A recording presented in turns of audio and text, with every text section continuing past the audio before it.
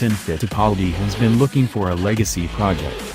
Fortunately, he has a high-quality legacy to draw upon.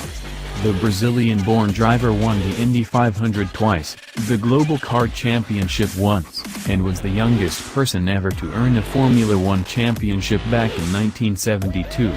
Though he's 70, he still races on occasion. It would not be accurate to say he's slowing down. But there was still something he needed to cross off his to-do list. It was always in the back of my mind to build a GT car, he says, during an extensive interview. He was going to produce such a vehicle in Brazil a few years ago, but his financial situation, and that of the country, degraded, and he began looking for other options. I learned something new in America, he says.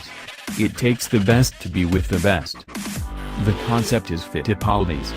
The design was done by legendary Italian carrozzeria Pininfarina. The build will be accomplished by famed German race car engineering and fabrication company HWA, created by Hans Werner Alfried, one of the founders of Mercedes-Benz Go-Fast sub-brand AMG.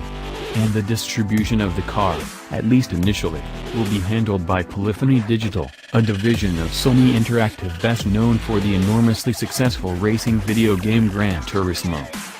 This sandwiching of the imaginary and the tangible becomes even more complicated when one discovers that a virtual driver can race this car, and others like it, as part of the process to acquire an actual FIA racing license. So as a player in Gran Turismo, if you complete all the license requirements, and you score well on driver's etiquette, you actually will qualify for an FIA license, Young says. There'll eventually be a real-life component. They'll have to go to the track and race at an FIA-sanctioned event to earn their real license. But it speeds that process. Fast-tracks them.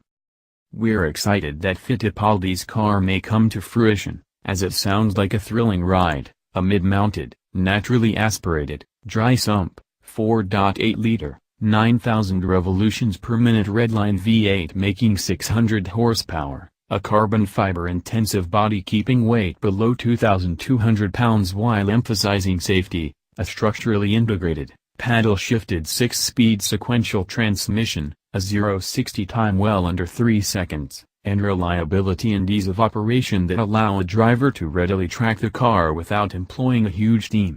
Fittipaldi tells us he put into the project all of the knowledge he gleaned in his years as a champion, and worked to create a track car that highlighted both pure performance and driving pleasure.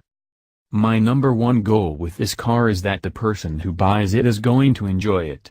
I'm doing it to make an enjoyable car on the racetrack. Fittipaldi says. I wanted the car to be an extension of the driver. To be one, driver and car.